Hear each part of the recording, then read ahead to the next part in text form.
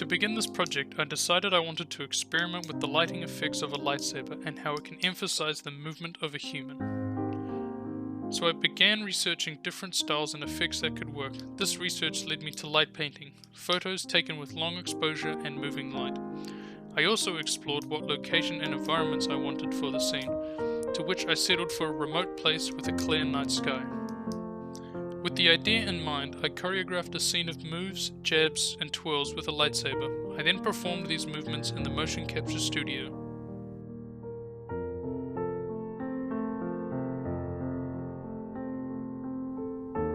After the motion capture recording was done, I then cleaned the data using Cortex. This allowed me to fix trackers that might have been hidden or moved incorrectly. Then the data was placed in Motion Builder, where I was able to add a 3D human model over the motion capture data. This was then moved to Maya, where the final modeling and animation would take place.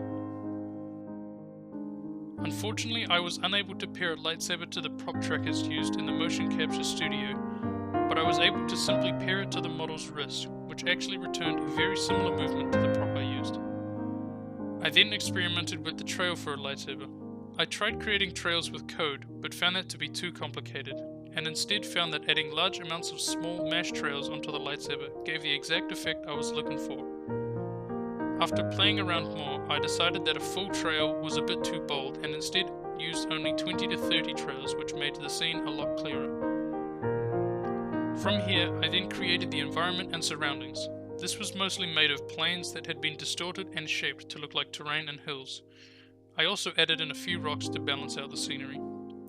To create the ocean effect, I simply made a shallow bowl that would be low enough on the shoreline but rise up to the horizon. This bowl was also covered in a rough chrome texture to simulate the small yet still waves.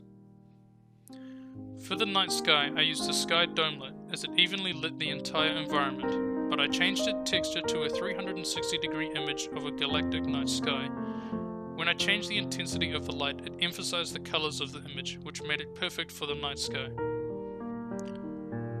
From here, I then created many cameras to show the movement. I wanted to have some shots that were slow, but I also wanted a few quick shots to give the movements an intense and energetic feel to them. And once I put all this together, it created the final training.